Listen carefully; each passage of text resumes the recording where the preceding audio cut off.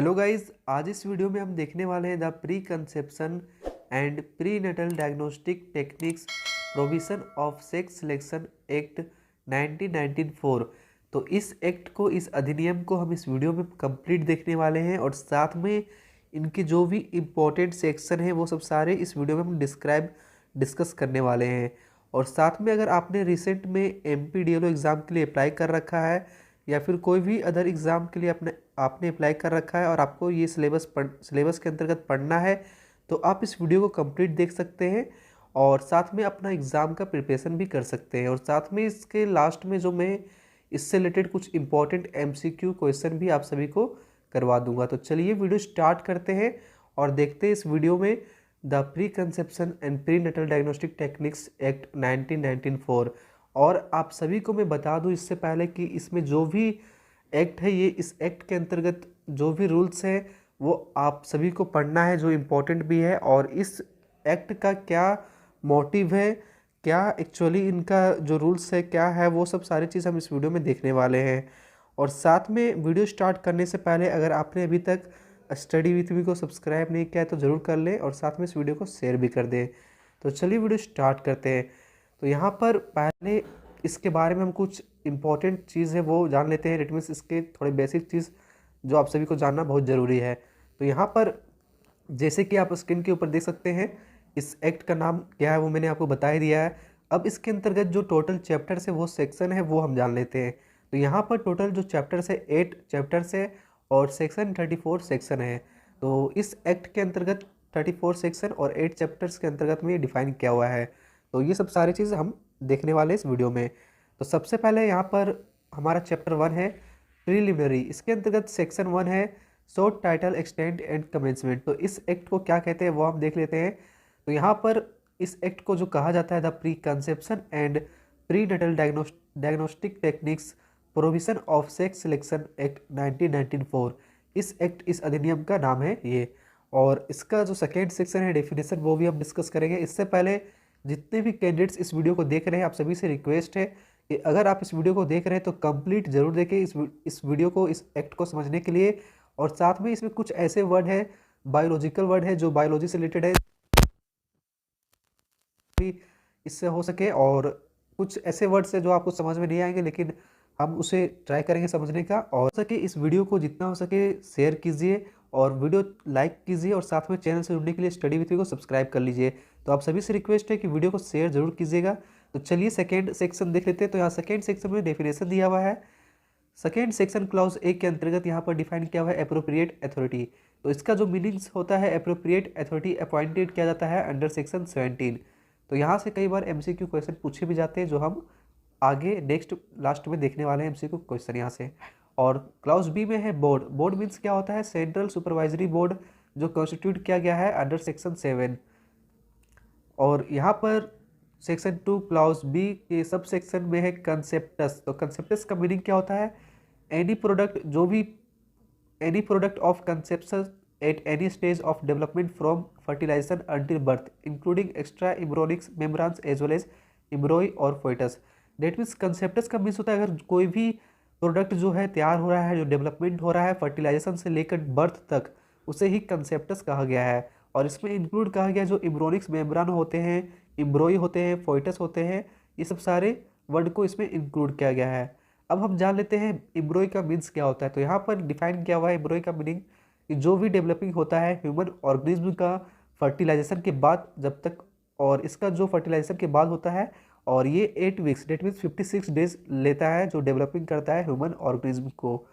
Next foetus का definition क्या है वो हम देखते हैं। तो यहाँ पर इसका मीनिंग है ह्यूमन ऑर्गेनिज्म जो भी पीरियड होते हैं इसका डेवलपिंग का, जो ये स्टार्टिंग से लेकर 57 डेज के अंतर्गत ये फर्टिलाइज करता है और ये क्रिएट होता है। और इसमें एक्सक्लूड किया गया है अगर इस डेवलपमेंट को रोक दिया जाता है या फिर उसे हटा दिया जाता है तो फिर इसका जो है फर्टिलाइजेशन नहीं हो पाता है, ह्यूमन ऑर्गेनिज्म का डेवलपमेंट नहीं हो पाता है। तो ये दिया हुआ है जो 57 के अंतर्गत स्टार्टिंग से लेकर ये फर्टिलाइजेशन तक 57 डेज लेता है और क्रिएट होता है जो ह्यूमन ऑर्गेनिज्म होता है। नेक्स्ट क्लाउज सी में है जेनेटिक्स काउंसलिंग सेंटर। इसका मीनिंग क्या होता है, तो जेनेटिक्स काउंसलिंग सेंटर का मीनिंग होता है कोई भी इंस्टीट्यूट हो गया, हॉस्पिटल हो गया, या फिर नर्सिंग होम, या फिर कोई भी प्लेस जिसे यहाँ पर प्रोवाइड किया जाए सर्विसेज, जो जेनेटिक काउंसलिंग का सर्विसेज प्रोवाइड किया जाए पेशेंट्स को, तो उस सेंटर को ही हम इसे कह सकते हैं। नेक्स्ट है क्लाउज डी के अंतर्गत जेनेटिक्स क्लिनिक। तो जेनेटिक्स क्लिनिक भी यहाँ पर क्लिनिक हो गया, इंस्टीट्यूट हो गया, हॉस्पिटल्स हो गया, नर्सिंग होम या फिर कोई भी अदर प्लेसेस जहाँ पर कंडक्ट किया जा रहा है, जहाँ पर प्री नेटल डायग्नोस्टिक प्रोसीड्यूर हो रहा है। डेट मीन्स प्री नेटल का मीनिंग क्या होता है, जन्म से पहले जो भी कोई बच्चे हैं उसका जो जन्म से पहले का जो प्रोसीड्यूर होता है उसे कंडक्ट किया जा रहा है। वैसे इंस्टीट्यूट में या हॉस्पिटल या नर्सिंग होम को ही हम जेनेटिक्स क्लिनिक भी बोल सकते हैं। नेक्स्ट यहाँ पर क्लाउज ई के अंतर्गत जेनेटिक्स लेबोरेटरी का डिफिनेशन है। इसके अंतर्गत लेबोरेटरी में इंक्लूड किया गया वह सारे प्लेसेस जहाँ पर फैसिलिटेट किया जा रहा है, प्रोवाइड किया जा रहा है टेस्ट ऑफ सैंपल्स, जो भी जेनेटिक्स क्लिनिक और प्री नेटल डायग्नोस्टिक टेस्ट के लिए लिया जाता है, तो उसे हम जेनेटिक्स लेबोरेटरी कह सकते हैं, जो प्री नेटल डायग्नोस्टिक टेस्ट करवाता है और यहाँ से सैंपल्स और उसका लेबोरेटरी में उसे कंडक्ट किया जाता है, एनालिसिस किया जाता है, तो उसे हम जेनेटिक्स लेबोरेटरी बोल सकते हैं। नेक्स्ट यहाँ पर एफ है जाइनोकोलॉजिस्ट। इसका मीनिंग क्या होता है वो हम जान लेते हैं। डेट मीन्स यहाँ पर जाइनोकोलॉजिस्ट उस पर्सन को हम बोल सकते हैं जिनके पास पोस्ट ग्रेजुएट क्वालिफिकेशन हो, और पोस्ट ग्रेजुएट क्वालिफिकेशन होना चाहिए जाइनोकोलॉजी में एंड ऑब्स्टेट्रिक्स में होना चाहिए। तो जाइनोकोलॉजिस्ट का शायद मीनिंग जो होता है स्त्री रोग, डेट मीन्स जो स्त्री का जो रोग होता है उससे उसमें स्पेशलिस्ट होना चाहिए, पोस्ट ग्रेजुएट क्वालिफिकेशन होना चाहिए कोई भी पर्सन को। नेक्स्ट यहाँ पर जी क्लाउज के अंतर्गत मेडिकल जेनेटिस्ट, इसमें इंक्लूड किया गया है पर्सन्स को जिनके पास डिग्री हो, डिप्लोमा हो, जो जेनेटिक साइंस में होना चाहिए और इन फील्ड ऑफ सेक्स सिलेक्शन और प्री नेटल डायग्नोस्टिक टेक्निक में होना चाहिए, और साथ में उनके पास जो एक्सपीरियंस होना चाहिए वो कम से कम 2 ईयर्स का होना चाहिए, उससे कम का नहीं होना चाहिए। तो ये चीज़ डिफाइन किया गया है क्लाउज जी में। और यहाँ पर क्लाउज जी के अंतर्गत सब क्लाउजेज जो है 1 उसमें लिखा हुआ है जो भी मेडिकल क्वालिफिकेशन लिए हैं वो इंडियन मेडिकल काउंसिल एक्ट 1956 के अंतर्गत उनका जो क्वालिफिकेशन है वो होना चाहिए। और इसमें सेकंड सब क्लाउजेज है जो भी पोस्ट ग्रेजुएट डिग्री हो वो बायोलॉजिकल साइंसेज से हो, तो ये चीज़ है। और नेक्स्ट यहाँ पर क्लाउजेज है एच में क्या है, पेडिट्रिशियन। तो इसका मीनिंग होता है जो भी person post graduate qualification in paediatrics में किए हुए, डेट मीन्स बच्चे का जो रोग होता है उससे रिलेटेड इस डॉक्टर को हम बोलते हैं पेडिट्रिक्स बोलते हैं, पेडिट्रिक्स बोलते हैं। तो इस पर्सन को हम बोल सकते हैं जिनके पास पोस्ट ग्रेजुएट क्वालिफिकेशन होना चाहिए पेडिट्रिक्स में। नेक्स्ट यहाँ पर आई है प्री नेटल डायग्नोस्टिक प्रोसीड्यूर। इसका मीनिंग क्या होता है, तो जाइनोकोलॉजिकल और ऑब्स्टेट्रिकल और मेडिकल प्रोसीड्यूर में जिनके पास अल्ट्रासोनोग्राफी, फोइटोस्कोपी और साथ में इस तरह का जो सैंपल्स है एमनियोटिक्स फ्लूइड, क्रोनिक विली इम्ब्रॉय ब्लड्स, ये सब जितने भी यहाँ पर लेबोरेटरी का टेस्ट वगैरह होता है, ये सब सारे चीज़ जो प्रोसीड्यूर किया जाता है वो सब प्री नेटल डायग्नोस्टिक टेस्ट के अंतर्गत आता है। और इसका जो सिलेक्शन होता है, सिलेक्शन ऑफ सेक्स होता है बिफोर और आफ्टर कंसेप्शन के पहले यहाँ पर टेस्ट इस सब का किया जाता है प्री नेटल डायग्नोस्टिक प्रोसीड्यूर में ही। जे क्लाउज है यहाँ पर प्री नेटल डायग्नोस्टिक टेक्निक्स। तो इसका मीनिंग क्या है, जो भी प्री नेटल डायग्नोस्टिक प्रोसीड्यूर है उसे ही प्री नेटल डायग्नोस्टिक टेस्ट भी यहाँ पर कह सकते हैं। डेट मीन्स यहाँ पर जो मैंने आई में बताया प्रोसीड्यूर लेकर इसका जो भी मीनिंग होता है, जो भी यहाँ पर टेस्ट किया जाता है, सैंपल लिया जाता है, वो सब सारी चीज़ प्री नेटल डायग्नोस्टिक टेक्निक के अंतर्गत ही आता है। नेक्स्ट क्लाउज के है pre natal diagnostic test means ultrasonography or any test of analysis of amniotic fluid, chronic villi blood or any tissue or fluid of a pregnant women conceptus conducted to detect genetics or metabolic disorders, ये सब जितने भी है सब आता है pre natal diagnostic test के अंतर्गत आता है। एल क्लाउज में है यहाँ पर क्लाउज एल में प्रिस्क्राइब, डेट मीन्स जो भी रूल्स के अंतर्गत इस एक्ट के अंतर्गत रूल्स में प्रिस्क्राइब किए हुए हो वो आपको यहाँ पर मिलेगा। एम में है क्लाउज एम के अंतर्गत रजिस्टर्ड मेडिकल प्रैक्टिशनर। इसका मीनिंग क्या होता है, जो भी मेडिकल प्रैक्टिशनर होते हैं जिनके पास रिकॉग्नाइज्ड मेडिकल क्वालिफिकेशंस हो, जो क्लाउज एच के अंतर्गत हो, क्लाउज एच सेक्शन 2 के अंतर्गत हो, इंडियन मेडिकल काउंसिल एक्ट 1956 के अंतर्गत, और ये इनका जो नेम है वो रजिस्टर भी होना चाहिए स्टेट मेडिकल रजिस्टर के अंतर्गत। नेक्स्ट क्लाउज एन है रेगुलेशन। रेगुलेशन मीन्स जो भी बोर्ड के द्वारा रेगुलेशन फ्रेम किया जाए इस एक्ट के अंतर्गत। नेक्स्ट है ओ क्लाउज ओ, क्या है, सेक्स सिलेक्शन। डेट मीन्स यहाँ पर जो भी प्रोसीड्यूर किया जा रहा है, टेक्निक या फिर टेस्ट या फिर जो भी प्रिस्क्रिप्शन किया जा रहा है, यहाँ से इंश्योर किया जाएगा या फिर इंक्रीजिंग होता है प्रोबेबिलिटी का जो एम्ब्रॉय है वो कौन सा पर्टिकुलर सेक्स का हो। डेट मीन्स एम्ब्रॉय यहाँ जो सेक्स सिलेक्शन होता है इसी टेक्निक से, इसी प्रोसीड्यूर से ही पता चल जाता है कि उनका जो एम्ब्रॉय है वो क्या होने वाला है, बॉयज़ या फिर गर्ल्स में वो क्या होगा, वो चीज़ यहाँ से ही पता चल जाता है। नेक्स्ट है पी, क्लाउज पी के अंतर्गत सोनोलॉजिस्ट और इमेजिंग स्पेशलिस्ट। इसका मीनिंग होता है जो भी पर्सन के पास मेडिकल क्वालिफिकेशन हो under Indian medical council act 1956 के अंतर्गत, और जिनके पास पोस्ट ग्रेजुएट क्वालिफिकेशन होना चाहिए अल्ट्रासोनोग्राफिक और इमेजिंग टेक्निक और रेडियोलॉजी में। नेक्स्ट है यहाँ पर क्यू क्लाउज में state board. State board means क्या होता है, स्टेट सुपरवाइजरी बोर्ड होता है या फिर यूनियन टेरिटरी सुपरवाइजरी बोर्ड होता है, जो कॉन्स्टिट्यूट किया गया है सेक्शन 16A के अंतर्गत। नेक्स्ट और लास्ट यहाँ पर डिफिनेशन के अंतर्गत सेक्शन 2 के आर में है, जो स्टेट गवर्नमेंट को डिफाइन किया गया है। यहाँ पर स्टेट गवर्नमेंट या फिर यूनियन टेरिटरी हो या फिर लेजिस्लेचर हो, जो भी एडमिनिस्टर कर रहे हो यूनियन टेरिटरी को, वो अपॉइंटेड किए जाते हैं प्रेसिडेंट और सेक्शन 239 कॉन्स्टिट्यूशन के अंतर्गत ही। नेक्स्ट यहाँ पर चैप्टर 2 है, और चैप्टर 2 के अंतर्गत देखना है regulation of genetic counselling centres, genetics laboratories and genetic clinics. तो ये चैप्टर 2 के अंतर्गत देखना है हम सभी को। तो यहाँ पर सेक्शन 3 है, सेक्शन 3 में दिया हुआ है regulation of genetic counselling centres, genetics laboratories and genetics clinics. तो इस चीज़ को डिफाइन किया गया है। अब यहाँ पर क्या कहा जा रहा है वो हम देख लेते हैं। तो यहाँ पर क्लॉज 1 में कहा गया है कि अगर किसी भी यहाँ पर जो भी जेनेटिक्स काउंसलिंग सेंटर है या फिर जेनेटिक लेबोरेटरी है या फिर जेनेटिक क्लिनिक्स है, इन सभी को जब तक अगर उन्होंने रजिस्टर नहीं करवा लिया है इस एक्ट के अंतर्गत, इस नियम के अंतर्गत, तो यहाँ पर वो किसी भी तरह का एसोसिएट, हेल्प या फिर किसी भी तरह का एक्टिविटी को कंडक्ट नहीं कर सकते हैं जो प्री नेटल डायग्नोस्टिक टेक्निक से रिलेटेड यहाँ पर एक्टिविटी को वो कंडक्ट नहीं कर सकते हैं। सबसे पहले उन्हें रजिस्टर करवाना पड़ेगा। तो ये क्लाउज 1 में डिफाइन किया हुआ है। सेकेंड यहाँ पर क्लाउज है, जो भी जेनेटिक्स काउंसलिंग सेंटर हो या फिर जेनेटिक्स लेबोरेटरी और जेनेटिक्स क्लिनिक हो, वो किसी भी तरह का एम्प्लॉय को या फिर एम्प्लॉयड पर्सन को यहाँ पर नहीं ले सकते सर्विसेज के लिए, अगर उनके पास या फिर वो ऑनररी बेसिस पे हो या फिर पेमेंट के बेसिस पे हो। यहाँ पर उस सारे एम्प्लॉय को नहीं लिया जाएगा जब तक उनके पास यहाँ पर क्वालिफिकेशन, जैसे कि यहाँ पर प्रिस्क्राइब्ड किया हुआ है इस एक्ट के अंतर्गत, वो क्वालिफिकेशन उन सारे एम्प्लॉयड पर्सन के पास होना चाहिए, तभी उन्हें सर्विसेज के लिए रखा जाएगा। तो ये क्लाउज 2 में डिफाइन किया हुआ है। और नेक्स्ट क्लाउज है 3rd नंबर, जो भी मेडिकल जेनेटिक्स्ट है, जाइनोकोलॉजिस्ट है, पेडिट्रिशियन है, वो सारे रजिस्टर होना चाहिए मेडिकल प्रैक्टिशनर के अंदर। और यहाँ पर किसी भी तरह का कंडक्ट जो किए जा रहे हैं या फिर उनके द्वारा या फिर उनके कोई भी पर्सन के द्वारा, वो भी प्री नेटल डायग्नोस्टिक टेक्निक वो सिर्फ उसी प्लेस पे होगा जहाँ पर प्लेस रजिस्टर्ड किया गया हो। डेट मीन्स अगर कोई स्पेशल प्लेस जो रजिस्टर्ड किया गया है उस सर्विसेज के लिए, उन्हीं प्लेस पे ही ये जो जितने भी यहाँ पर प्री नेटल डायग्नोस्टिक टेक्निक है वो ही कंडक्ट किए जाएंगे उसी प्लेस के ऊपर, और इसके अलावा कोई अदर प्लेसेस पे नहीं कंडक्ट किया जाएगा जैसे कि यहाँ पर रजिस्टर किया गया हो।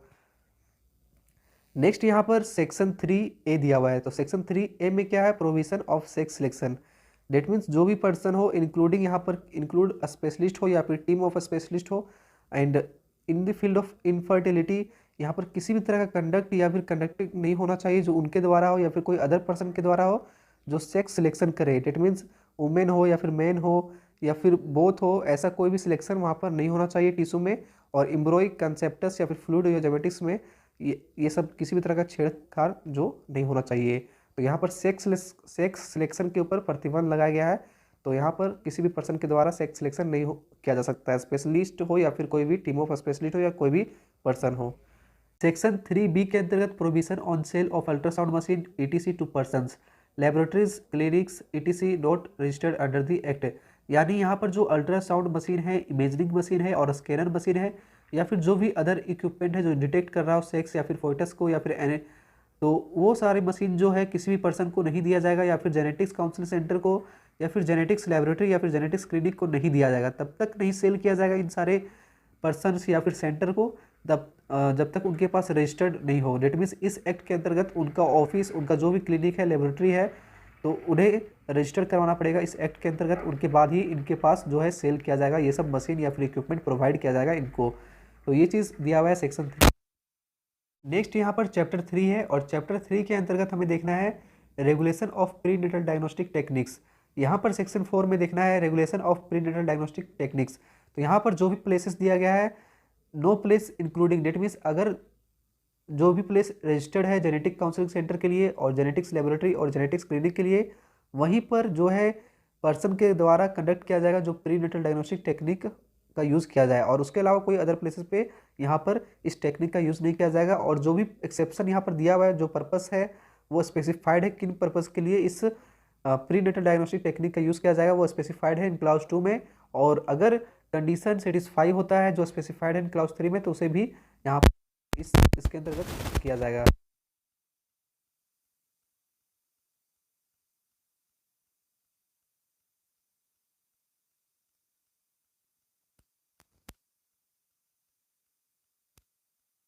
का जो प्रीनेटल डायग्नोस्टिक है वो टेक्निक वो कंडक्ट नहीं किया जाएगा।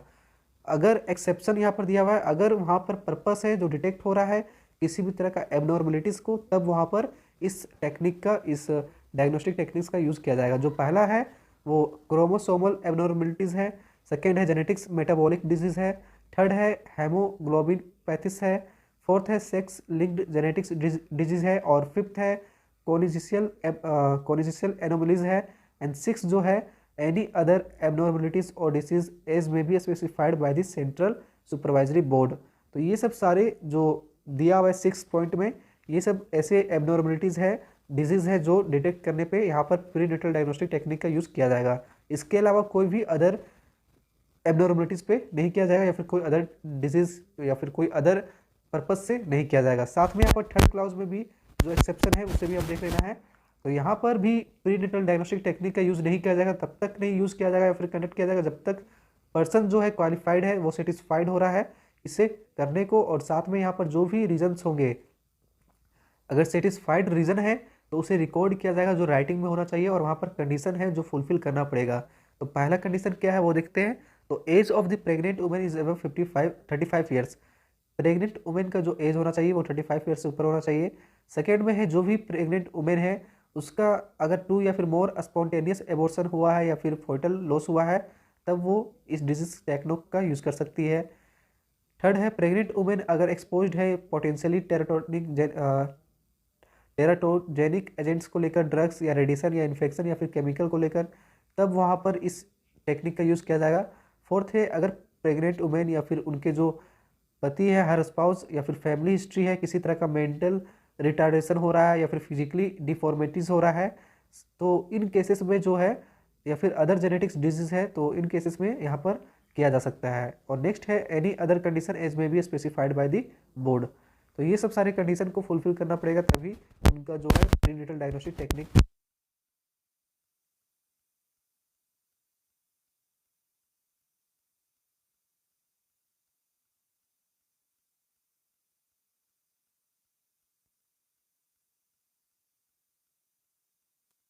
पाया जाए।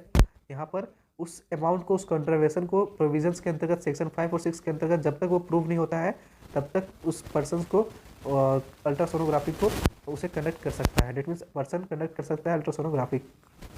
नेक्स्ट क्लाउज है 4 के अंतर्गत जो भी पर्सन इंक्लूड है यहाँ पर, that means relative or husband or pregnant women, that means relative or husband of the pregnant women, उनके अलावा कोई भी पर्सन यहाँ पर किसी भी तरह का मांग या फिर इंकरेज नहीं कर सकता है कंडक्ट करवाने के लिए प्रीनेटल डायग्नोस्टिक टेक्निक, और हर एक्सेप्ट जो भी स्पेसिफाइड है इन क्लाउज 2 में।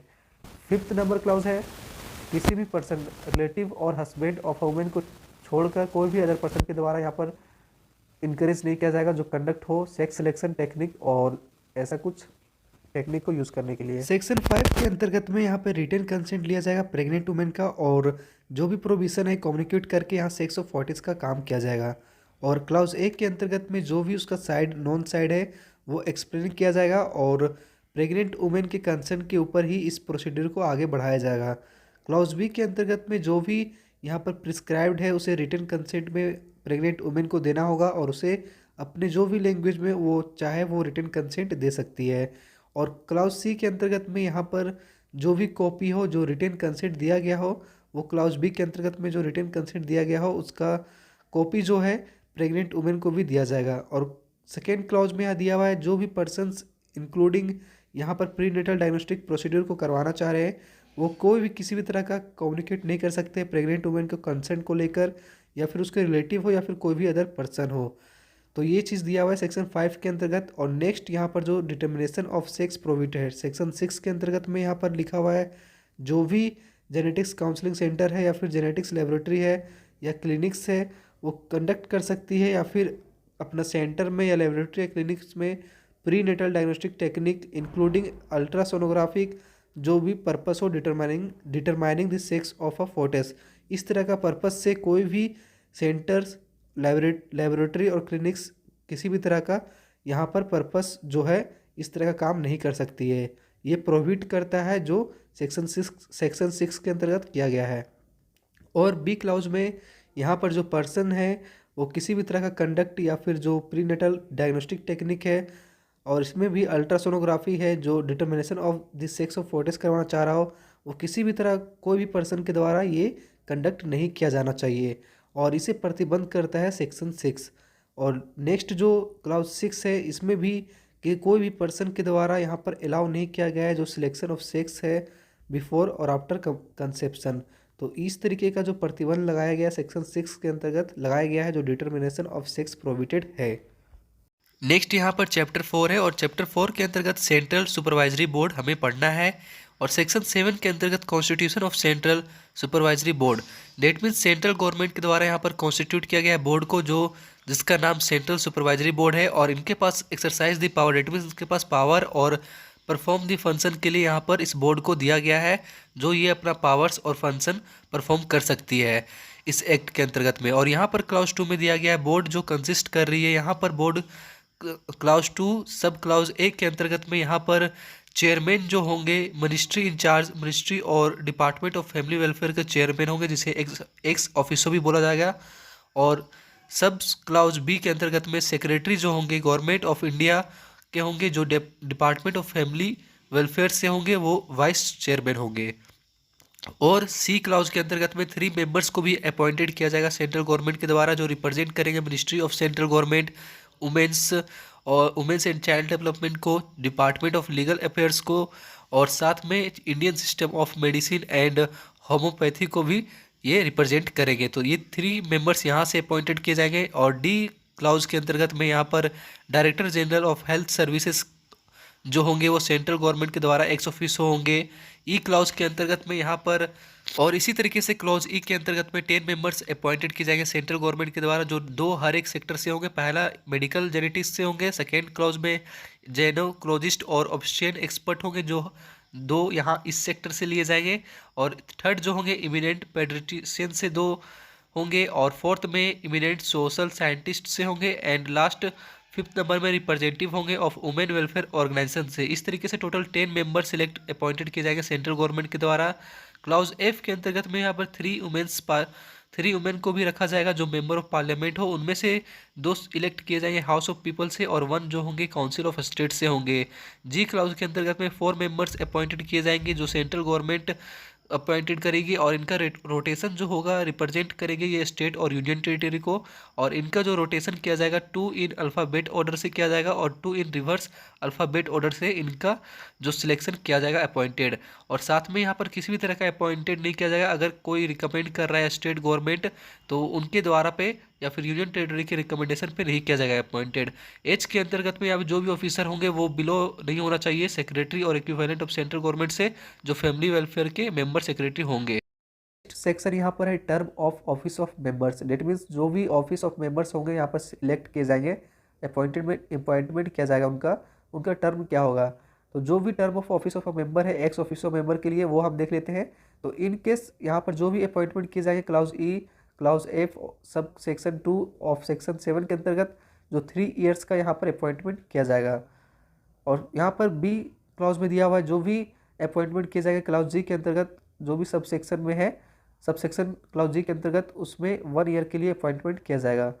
नेक्स्ट यहाँ पर क्लाउज 2 में दिया हुआ है अगर जो भी कैजुअल वैकेंसी ऑफिस के द्वारा निकाला जा रहा है और या फिर अदर्स मेंबर के लिए, तो whether by reason of his that means अगर उनका मृत्यु हो गया हो, रिजनेशन हो गया हो, या फिर इनएबिलिटी हो गया हो, डिस्चार्ज इस फंक्शन, या फिर उनकी तबीयत खराब हो गया होगा, या फिर इनकैपेसिटी, इन सब केसेस में अगर वहाँ पर कैजुअल वैकेंसी निकाला जाएगा तो वो फिल्ड किया जाएगा सेंट्रल गवर्नमेंट के द्वारा और फ्रेश अपॉइंटमेंट किया जाएगा जो ऑफिस के वहाँ पर उनके ऑफिस के लिए अपॉइंटमेंट किया जाएगा इस चीज़ को लेकर। और थर्ड में यहाँ क्लॉज में दिया हुआ जो भी वाइस चेयरमैन होंगे वो अपने फंक्शन को परफॉर्म करेंगे और वो असाइन किए जाएंगे टाइम टू टाइम चेयरमैन के द्वारा। क्लाउज 4 में दिया हुआ है जो भी प्रोसीड्यूर यहाँ पर फॉलो किया जाएगा मेंबर्स के द्वारा उन्हें फंक्शंस और वैसे जो भी प्रिस्क्राइब्ड होंगे उन्हें वो फॉलोड करना पड़ेगा उन सारे मेंबर को। नेक्स्ट यहाँ पर है सेक्शन 9 में meetings of the board. That means जो भी मीटिंग्स लिया जाएगा वो सेक्शन 9 के अंतर्गत होगा, ये आपको देख लेना है।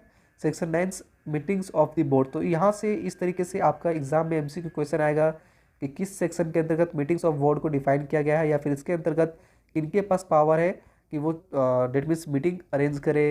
तो इस तरीके के क्वेश्चन यहाँ से बीच बीच से भी क्वेश्चन आते हैं, तो ये आपको वीडियो को कंप्लीट देखना है जो मैं बता रहा हूँ आपको, तो ही आपके सारे जो फुल मार्क्स है आप ले पाएंगे, फुल मार्क्स का सारे क्वेश्चन बना पाएंगे। नेक्स्ट यहाँ पर 10 है, section 10 vacancies etc not to invalidate proceedings of the board. That means इस एक्ट के अंतर्गत जो भी प्रोसीड होगा बोर्ड का वो इनवैलिड नहीं होगा बाय रीज़न अगर किसी भी तरह वैकेंसी को या फिर किसी डिफेक्ट के कारण से अगर कॉन्स्टिट्यूट किया गया हो बोर्ड के अंतर्गत, या फिर कोई भी डिफेक्ट पाया जा रहा है appointment of a person acting as a member of the board. Next है अगर किसी भी तरह का इरेगुलरिटी पाया जा रहा है जो बोर्ड ने अगर पाया है किसी भी प्रोसीड्यूर में, तो उन्हें मेरिट लिस्ट पे ऑफ द केस में नहीं इफेक्ट किया जाएगा। नेक्स्ट यहाँ पर है section 11 temporary association of person with the board of particular purpose, तो ये है डिफाइन किया हुआ है 11 के अंतर्गत। नेक्स्ट सेक्शन है appointment of officers and other employees of the board, तो यहाँ पर डेट मीन्स जो भी अपॉइंटमेंट किए जाएंगे ऑफिसर्स या फिर अदर एम्प्लॉय को इस बोर्ड के लिए, तो वो हम देख लेते हैं। यहाँ पर जो भी डिस्चार्ज किए जाएंगे इस फंक्शन के लिए इस एक्ट के अंतर्गत, और यहाँ पर जो भी बोर्ड के लिए एम्प्लॉय बिहाल अपॉइंटमेंट किया जाएगा वो सारे नंबर ऑफ ऑफिसर्स जो होंगे एम्प्लॉय होंगे वो नेसेसरी यहाँ पर कंसीडर किए जाएंगे, और जो भी अपॉइंटमेंट किया जाए वैसे ऑफिसर्स के लिए यहाँ पर रेगुलेशन जो बनाए गए हैं जो अप्रूवल किया जाएगा वो सेंट्रल गवर्नमेंट के द्वारा यहाँ पर अप्रूवल किया जाएगा और उनका अपॉइंटमेंट किया जाएगा। और सब क्लॉज 2 के अंतर्गत यहाँ पर जो भी ऑफिसर्स हो या फिर अदर एम्प्लॉय अपॉइंट किए गए हो बोर्ड के लिए वो सारे कंडीशन और कंडीशन ऑफ सर्विस के अंतर्गत यहाँ पर उन्हें पेमेंट किए जाएंगे, और जो भी टर्म एंड कंडीशन है उसे फॉलो करके उन्हें आगे काम भी करना है जो स्पेसिफाइड है इस रेगुलेशन के अंतर्गत। नेक्स्ट सेक्शन है authentication of orders and other instruments of the board, तो ये दिया हुआ है सेक्शन 30 के अंतर्गत, सेक्शन 13 के अंतर्गत। तो यहाँ भी जो भी ऑर्डर्स या डिसीजन बोर्ड के द्वारा लिया गया हो या फिर ऑथेंटिकेटेड हो, जो सिग्नेचर ऑफ द चेयरमैन हो या फिर अदर मेंबर ऑथोराइज्ड किया गया हो बोर्ड के बिहाल्फ में, तो यहाँ पर वो सारी चीज़ को अदर इंस्ट्रूमेंट को फॉलो किया जाएगा बोर्ड के द्वारा, और वो मेंबर सेक्रेटरी या फिर अदर ऑफिसर के द्वारा ऑथोराइज्ड होगा जो उनके बिहाल्फ में किया जाएगा। तो that means authentication of orders and other instrument of the board, that means board के जो भी ऑर्डर्स या फिर इंस्ट्रूमेंट पास किया गया हो उसे यहाँ पर सेक्शन 13 के अंतर्गत डिफाइन किया गया है। नेक्स्ट यहाँ पर सेक्शन 14 है disqualification for appointment as member, तो यहाँ पर जो भी अपॉइंटमेंट किए गए हैं उन्हें डिसक्वालिफिकेशन भी किया जाएगा, वो किस केसेस में है वो हम देख लेते हैं। तो यहाँ पर क्लाउज ए के अंतर्गत जो भी कॉन्विक्टेड पाया गया हो या फिर सेंटेंस पाया गया हो as a to imprisonment for offence, तो इन केसेस में उन्हें इन्वॉल्व नहीं किया जाएगा मॉरल टर्पिट्यूड को लेकर। और यहाँ बी में है अगर अनडिस्चार्ज इंसॉल्वेंट पाया गया हो, या फिर सी में अनसाउंड माइंड या फिर state so declared by a competent court, तो अनसाउंड माइंड या फिर state so declared by a competent court के द्वारा किया गया हो तो उन्हें डिस्क्वालिफिकेशन भी दिया जा सकता है अपॉइंटमेंट के लिए। और डी के अंतर्गत यहाँ पर अगर रिमूव किया जा रहा हो डिसमिस किया जा रहा हो ऐसा सर्विस ऑफ गवर्नमेंट से लेकर, तो ये किया जाएगा कंट्रोल जो कि गवर्नमेंट के द्वारा कॉर्पोरेशन के द्वारा किया जाएगा। तो ये चीज़ सारी चीज़ डिफाइन किया है disqualification for appointment as member जो सेक्शन 14 में डिफाइन किया हुआ है। और साथ में इसके अंतर्गत अगर कोई भी सेंट्रल गवर्नमेंट का जो भी ओपिनियन को लेकर अगर कोई भी यूज़ कर रहा है या फिर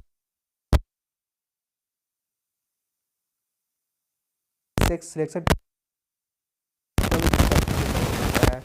इसलिए इस चीज़ को ध्यान में रखना है, जो भी टर्म एंड कंडीशन सर्विसेज है उसे फॉलो करना है।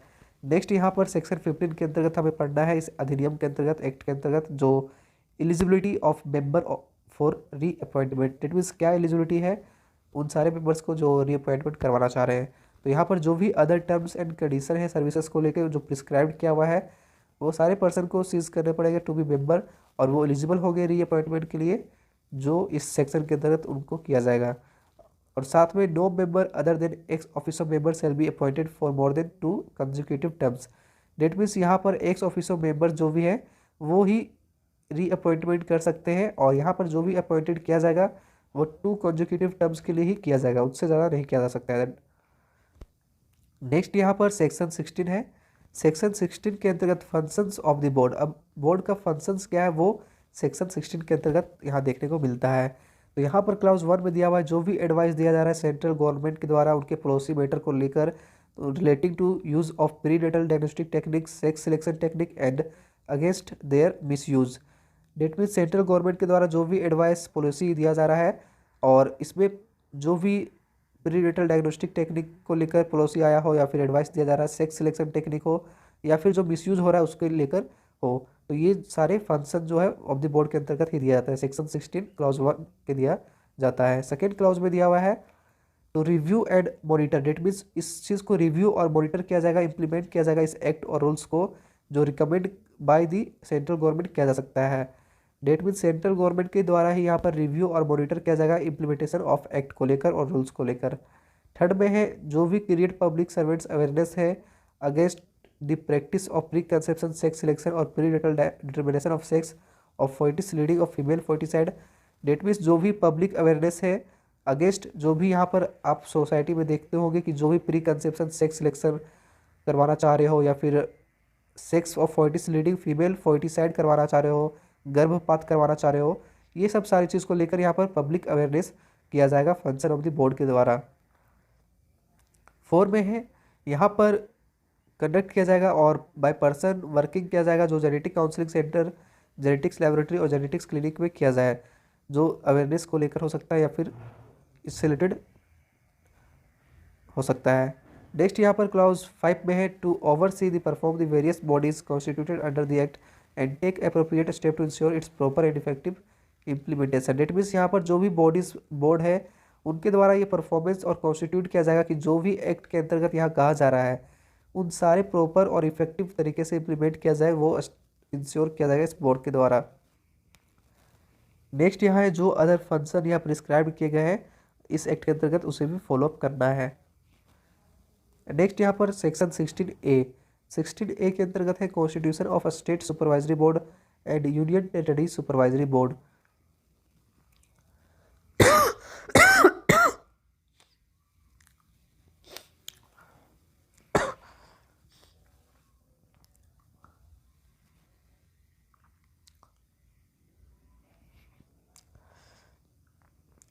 तो यहाँ पर हर एक स्टेट और यूनियन टेरिटरी में एक लेजिस्लेचर होता है जो कॉन्स्टिट्यूट करेगा इस बोर्ड को और उस बोर्ड को जाना जाएगा स्टेट सुपरवाइजरी बोर्ड जो कि स्टेट के लिए होगा और यूनियन टेरिटरी सुपरवाइजरी बोर्ड जो यूनियन टेरिटरी के लिए होगा। और उनका फंक्शन क्या है वो सारे कुछ यहाँ पर डिस्क्राइब किया हुआ है इस एक्ट के अंतर्गत।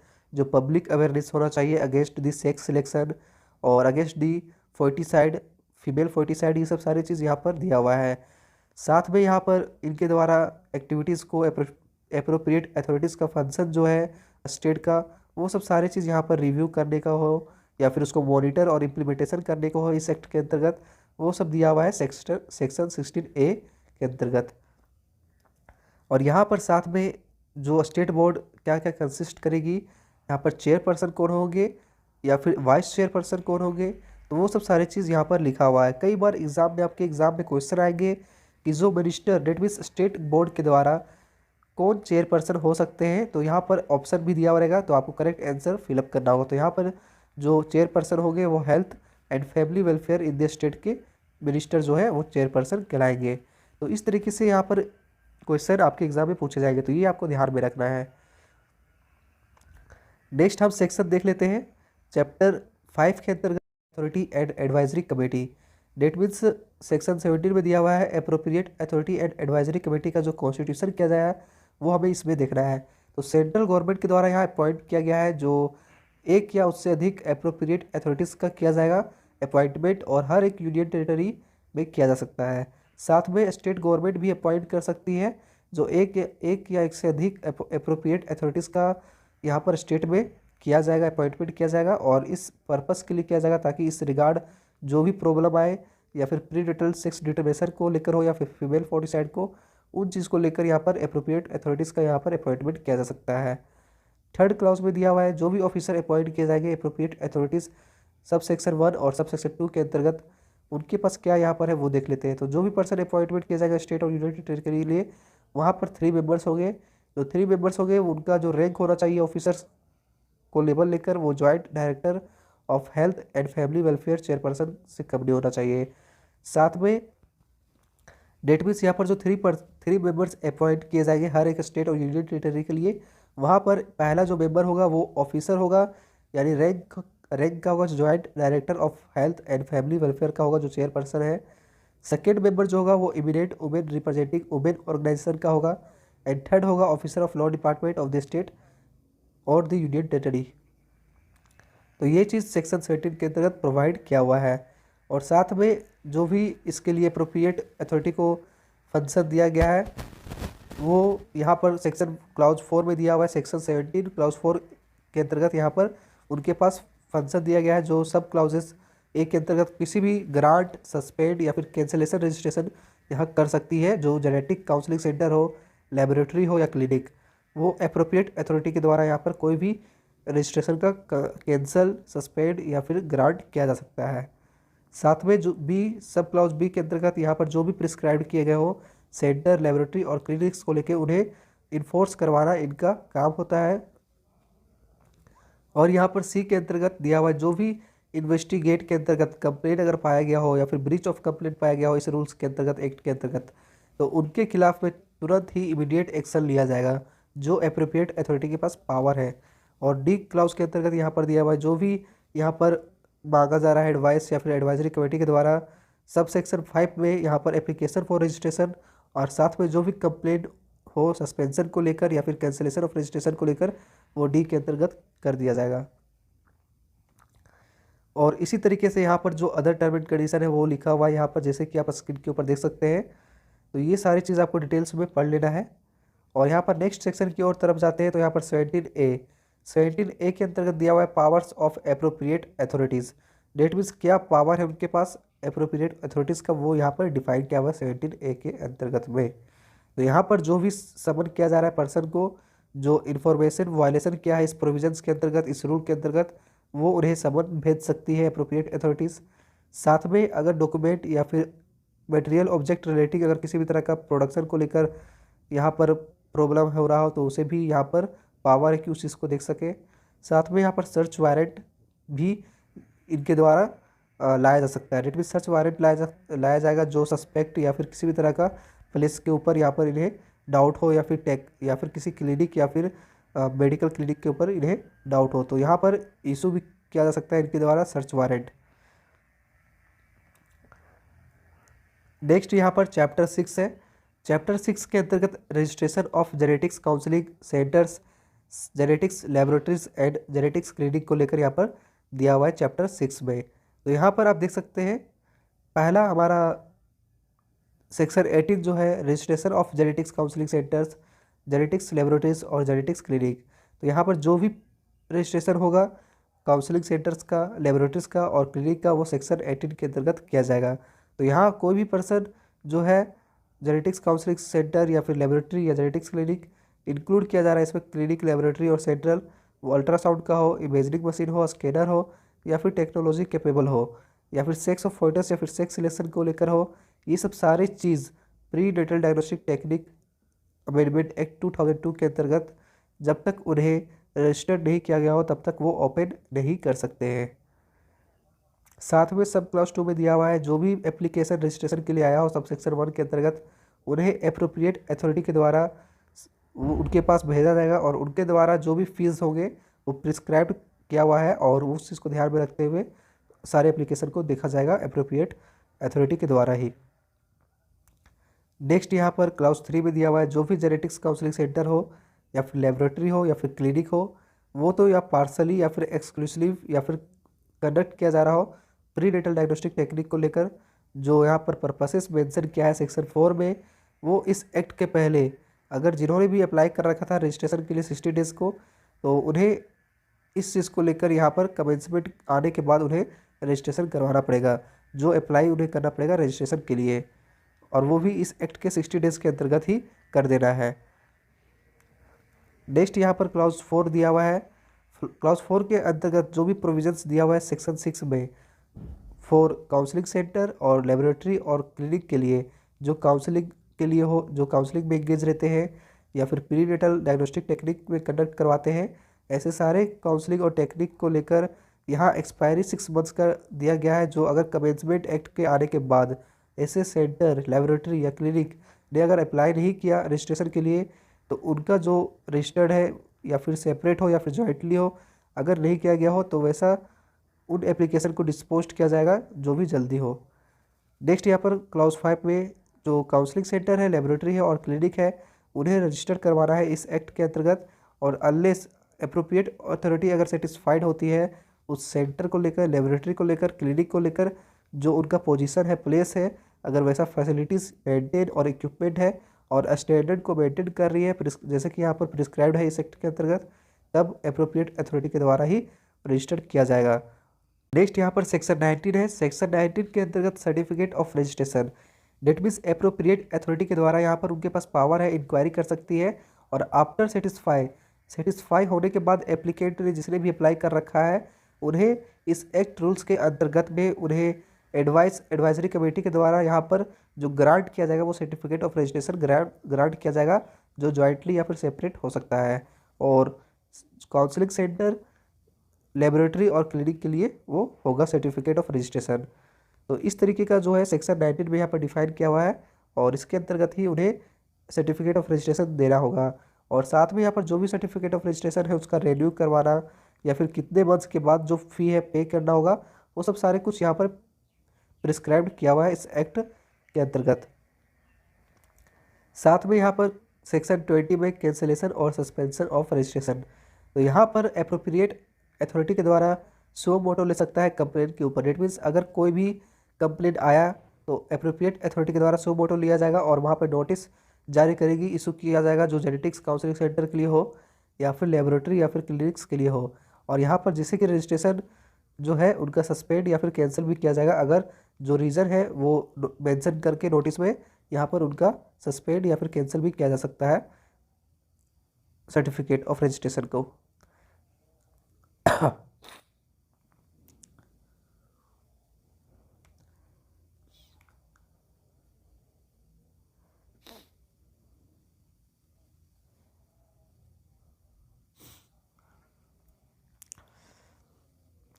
तो सेक्शन 20 के अंतर्गत ही अगर किसी भी तरह का ब्रीच किया जा रहा है इस रूल्स के अंतर्गत के खिलाफ क्रिमिनल एक्शन, अगर वो किसी भी तरह कंटेन किया जा रहा है तो उनके खिलाफ में यहाँ नोटिस जारी किया जा सकता है और उनका सस्पेंशन या फिर कैंसलेशन भी हो सकता है रजिस्ट्रेशन। तो ये दिया हुआ है सेक्शन 20 के अंतर्गत। नेक्स्ट यहाँ पर देख लेते हैं 21 में है अपील। अपील क्या डिफाइन करता है वो हम देखते हैं। जो भी जेनेटिक्स काउंसलिंग सेंटर है, लेबोरेटरी है या फिर क्लिनिक है, उन्हें 30 डेज़ के अंतर्गत जब वो ऑर्डर उनको दिया गया हो सस्पेंशन या कैंसलेशन ऑफ रजिस्ट्रेशन को लेकर, जो पास किया जाता है अप्रोप्रिएट अथॉरिटी के द्वारा, और ये सेक्शन 20 में डिफाइन किया हुआ है। इस ऑर्डर के खिलाफ अगर वो अपील करना चाह रही हो तो वैसा अपील सब क्लाउज 1 के अंतर्गत सेंट्रल गवर्नमेंट जो कि अपील किया जाएगा order of central appropriate authority के अगेंस्ट में, तो यहाँ पर सेंट्रल गवर्नमेंट के पास किया जा सकता है अपील। और सेकेंड, स्टेट गवर्नमेंट जो कि अपील कर सकती है, जो कि यहाँ पर भी अपील करवा सकते हैं और अगेंस्ट में होना चाहिए जो ऑर्डर किया जाएगा स्टेट अप्रोप्रिएट अथॉरिटी के द्वारा। तो यहाँ पर अपील सेक्शन 21 के अंतर्गत कर सकती है कोई भी काउंसलिंग सेंटर, लेबोरेटरी या फिर क्लिनिक्स। नेक्स्ट यहाँ पर चैप्टर 7 है और चैप्टर 7 में offences and penalties, date means अगर कोई अपराध करता है तो उसका पेनल्टीज क्या लगेगा वो सब सारे चैप्टर 7 में देखना है। तो यहाँ पर 22 सेक्शन है provision of advertisement relating to pre conception and prenatal determination of sex and punishment for contravention. That means कोई भी person, organisation, genetics counselling centre हो या फिर लेबोरेटरी हो या फिर क्लिनिक हो, किसी भी तरह का क्लिनिक, लेबोरेटरी और सेंटर के द्वारा यहाँ पर अल्ट्रासाउंड मशीन को लेकर या फिर इमेजिंग मशीन या फिर स्कैनर को लेकर या फिर टेक्नोलॉजी को लेकर यहाँ पर जो है किसी भी तरह का पब्लिश या फिर डिस्ट्रीब्यूट या फिर कम्युनिकेशन नहीं किया जाएगा या फिर किसी भी तरह का इशू नहीं किया जाएगा जो कि पब्लिश किया जाए या फिर एडवर्टाइजमेंट नहीं किया जाएगा बाय इंटरनेट या फिर कोई भी अदर चीज़ से। और यहाँ पर किसी भी तरह का facility regarding prenatal determination of sex selection before conception available at such centre, laboratory, clinics, इस तरीके का किसी भी तरह का डेट मीन्स एडवर्टाइजमेंट नहीं होना चाहिए। साथ में क्लास 2 में दिया हुआ है जो भी ऑर्गेनाइजर या फिर पर्सन है उसमें सेंटर हो, लेबोरेटरी हो या फिर क्लिनिक हो, उनके द्वारा किसी भी तरह का पब्लिश, डिस्ट्रीब्यूट या फिर कम्युनिकेट जो भी इशू किया जा रहा हो, ऐसे एडवर्टाइजमेंट यहाँ पर रिगार्डिंग प्रीनेटल डिटरमिनेशन और pre conception selection of sex, ये सब चीज़ नहीं होना चाहिए। तो ये दिया हुआ है सेक्शन 22 में। और यहाँ पर क्लास 3 में दिया हुआ जो भी पर्सन या फिर इस इस तरह का कॉन्ट्रवेंशन पैदा कर रही है तो उन्हें सब सेक्शन 1 और सब सेक्शन 2 के अंतर्गत उन्हें पनिशमेंट दिया जाएगा। अगर ये सेक्शन 1 और 2 का एक्ट किया जा रहा हो तो उनको पनिशमेंट दिया जाएगा, जो इम्प्रिजमेंट हो सकता है वो 3 ईयर्स के लिए हो सकता है, जिसे बढ़ाया भी जा सकता है, और साथ में फाइन भी लिया जाएगा जो कम से कम एक्सटेंड 10,000 रुपीज़ होगा। तो यहाँ एडवर्टाइजमेंट नहीं करना है किसी भी तरह का नोटिस या फिर किसी भी इंटरनेट के द्वारा। नेक्स्ट यहाँ पर सेक्शन 23 है ऑफेंसेस एंड पेनल्टीज़। तो यहाँ पर ऑफेंस एंड पेनल्टीज़ को लेकर सेक्शन 23 में दिया हुआ है।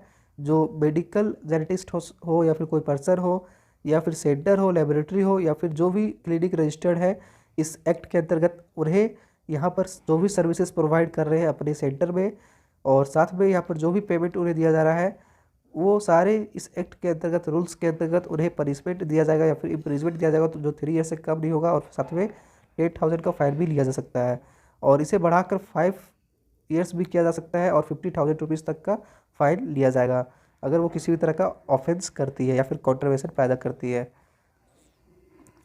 तो ये दिया हुआ है सेक्शन 23 के अंतर्गत, तो ये आपको पढ़ लेना है। नेक्स्ट यहाँ पर सेक्शन 24 है presumption in the case of conduct of prenatal diagnostic techniques. Date means इस एक्ट के अंतर्गत प्रिजम्पशन जो कंडक्ट किया जाएगा वो इस एक्ट के अंतर्गत सेक्शन 24 में दिया हुआ है। नेक्स्ट है 25 penalty for contravention of the provisions of the act और rules for which no specific punishment is provided. That means जो भी कंट्रोवेंशन पैदा कर रही है इस एक्ट प्रोविजंस के अंतर्गत, यहाँ पर रूल्स दिया गया है कि जो पेनल्टी लगेगा इस एक्ट के अंतर्गत वो इम्प्रिजमेंट जो दिया जाएगा 3 मंथ्स या फिर फाइन को लेकर, जिसे बढ़ाया भी जा सकता है 1,000 रुपीज़, और साथ में दोनों का भी हो सकता है।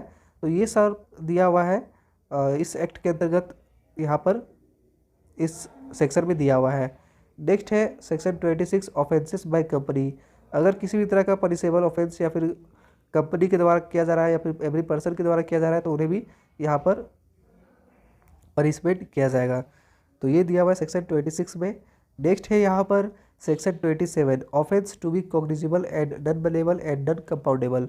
डेट मीन्स जो भी ऑफेंस इस एक्ट के अंतर्गत किया गया हो वो कॉग्निजिबल होगा और नॉन बेलेबल होगा और नॉन कंपाउंडेबल होगा। तो इसलिए जो भी इस चीज़ का ध्यान रखें कि इस तरह का किसी भी तरह का ऑफेंस ना किया जाए। नेक्स्ट है section 28 cognizance of offence. Date means जो भी कोर्ट है वो कॉग्निजेंस ले सकती है ऑफेंस को लेकर, और यहाँ पर अप्रोप्रिएट अथॉरिटी के द्वारा कंसल्ट करके ऑफिसर के द्वारा बिहाल्फ में, सेंट्रल गवर्नमेंट के बिहाल्फ और स्टेट गवर्नमेंट के बिहाल्फ में अप्रोप्रिएट अथॉरिटी के द्वारा यहाँ पर केस किया जाएगा।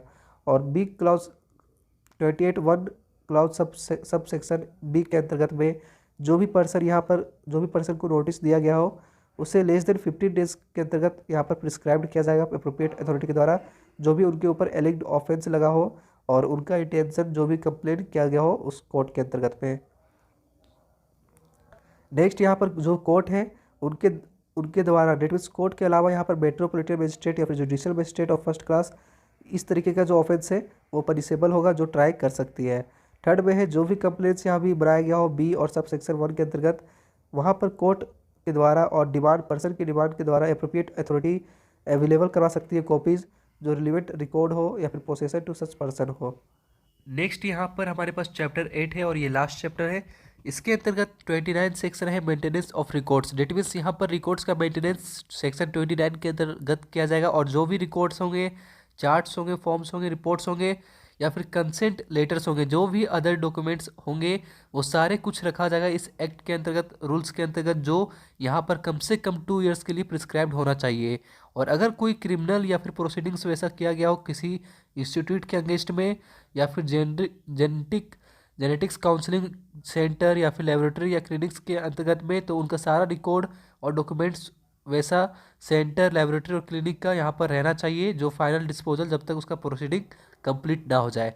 और यहाँ क्लास 2 के अंतर्गत जो भी रिकॉर्ड्स यहाँ रखे जाएंगे वो रीजनेबल टाइम्स के लिए होंगे और ये अवेलेबल होंगे। कहीं अगर इंसेप्शन निरीक्षण किया जाए अथॉरिटी के द्वारा तो यहाँ पर इसके सारे रिकॉर्ड्स होना ज़रूरी है, जो कोई भी अप्रोप्रिएट अथॉरिटी के द्वारा यहाँ पर इंसेप्शन किया जा सकता है। और सेक्शन 30 के अंतर्गत में power to search and seize records ETC। That means appropriate authority के द्वारा यहाँ पर अगर वो उन्हें लगता है, रीजन्स है, बिलीव है कोई ऑफेंस कहीं हुआ हो इस एक्ट के अंतर्गत, तो वो genetics counselling centre, laboratory, clinic और कोई भी प्लेसेस पे अथॉरिटी के द्वारा या उनके ऑफिसर के द्वारा, ऑथोराइज्ड ऑफिसर के द्वारा इनके बिहाफ में यहाँ पर सर्च कर सकती है जो रीजनेबल टाइम्स और दूसरे से हेल्प लेते हुए अथॉरिटी और ऑफिसर्स उनके यहाँ पर जेनेटिक्स सेंटर में या फिर लेबोरेटरी में या फिर क्लिनिक में वहाँ पर एग्जामिन कर सकती है रिकॉर्ड्स को, रजिस्टर को, डॉक्यूमेंट्स को या फिर एडवर्टाइजमेंट को या फिर कोई अदर मटेरियल ऑब्जेक्ट जो फाउंड किया जाए और उसे सीज किया जाएगा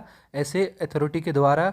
और अगर एविडेंस पाया जाता है तो उन्हें ऑफेंस पनिशेबल भी किया जाएगा इस एक्ट के तहत में। और सेकेंड प्रोविज़न यहाँ पर जो दिया हुआ है वो CRPC 1973 के अंतर्गत सर्च और सीज किया जाएगा और उसे इस एक्ट के अंतर्गत सजा भी दिया जाएगा। 31 यहाँ जो सेक्शन है protection of action taken in good faith, date means जो भी सूट या प्रोसिक्यूशन या अदर लीगल प्रोसीडिंग किया जाएगा यहाँ पर सेंट्रल और स्टेट गवर्नमेंट के अप्रोप्रिएट अथॉरिटी के द्वारा, वो सारे ऑफिसर्स या फिर ऑथोराइज्ड ऑफिसर के द्वारा। तो ये सब जो भी एक्ट किया जाएगा या फिर प्रोसीडिंग किया जाएगा वो एकदम गुड फेथ में होना चाहिए, किसी भी तरह का घूसखोर जो कह सकते हैं एक तरीके से वो फिर या फिर झूठा प्रोसिक्यूशन नहीं होना चाहिए।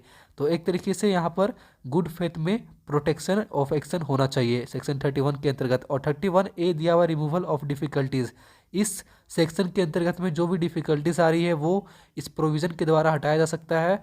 और यहाँ पर pre natal diagnostic techniques amendment act 2002 भी यहाँ पर आ चुका है जो सेंट्रल गवर्नमेंट ने लाया था, और इसे लॉन्च करने के बाद, इसे लाने के बाद यहाँ पर इस एक्ट को जो भी डिफ़िकल्टी आ रही थी उसे रिमूव किया गया है। और इससे आने के बाद जो भी ऑर्डर है, किसी भी तरह का ऑर्डर पास नहीं किया गया है 3 ईयर्स से, डेट मीन्स 2002 से लेकर 3 साल तक कोई भी इसके कमेंसमेंट के बाद 3 साल तक कोई भी ऑर्डर इसके ऊपर प्रति नहीं लाया गया है, क्योंकि 3 साल के बाद ही एक्सपायरी, 3 साल के बाद ही इस पर कोई अमेंडमेंट एक्ट को लागू किया जाएगा और उस पर ऑर्डर सुनाया जाएगा।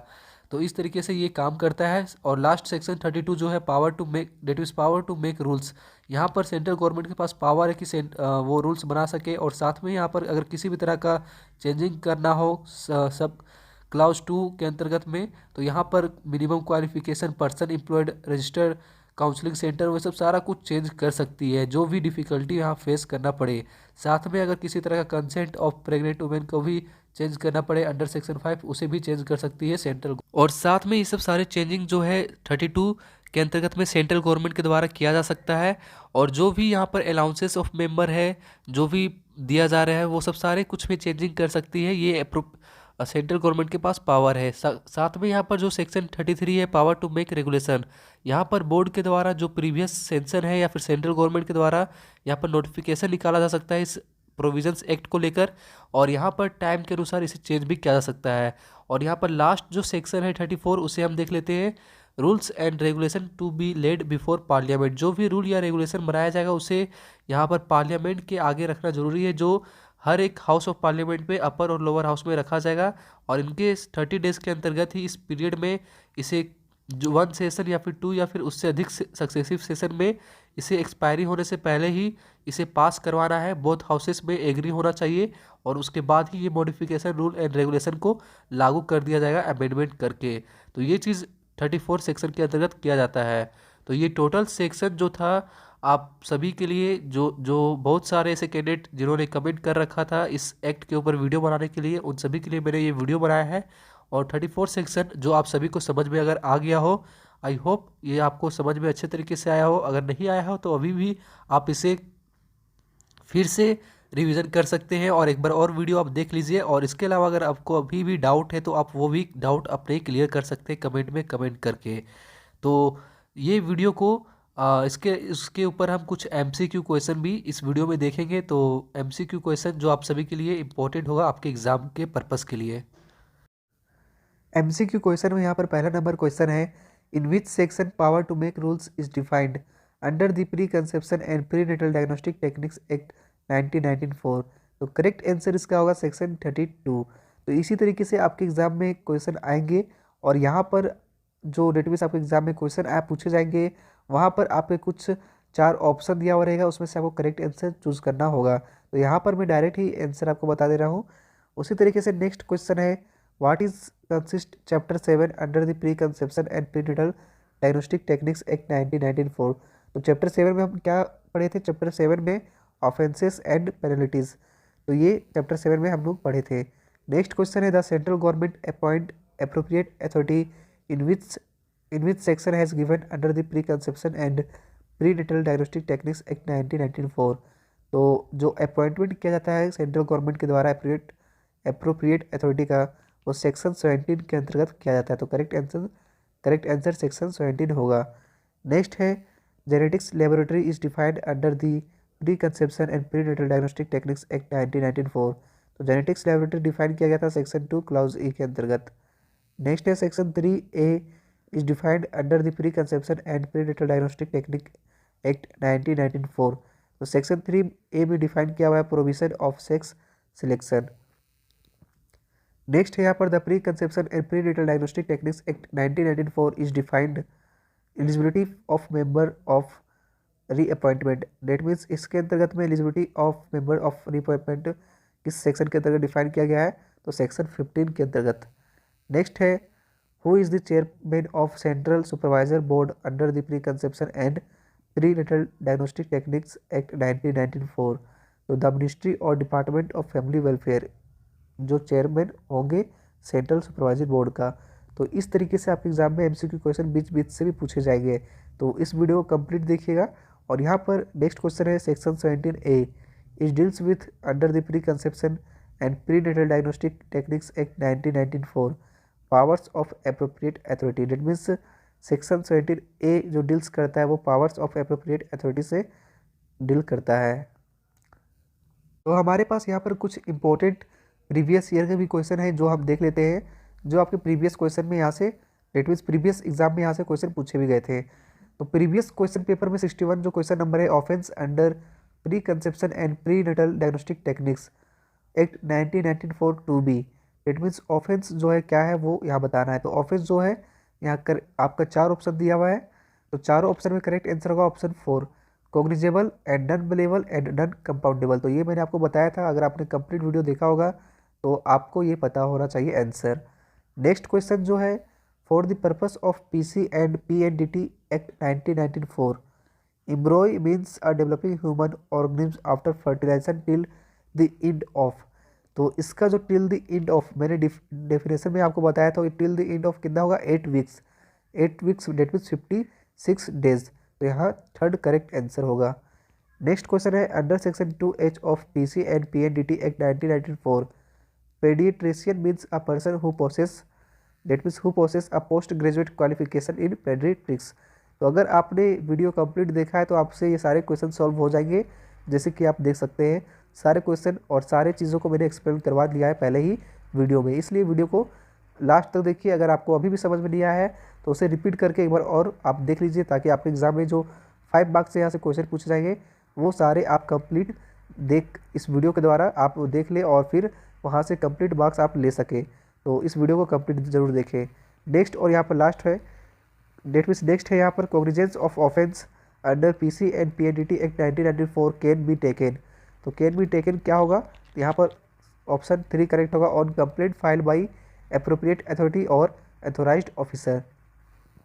और नेक्स्ट यहाँ पर क्वेश्चन है last abnormality for which pre natal diagnostic techniques can not be used under section 4 class 2 of PC and PNDT act 1994।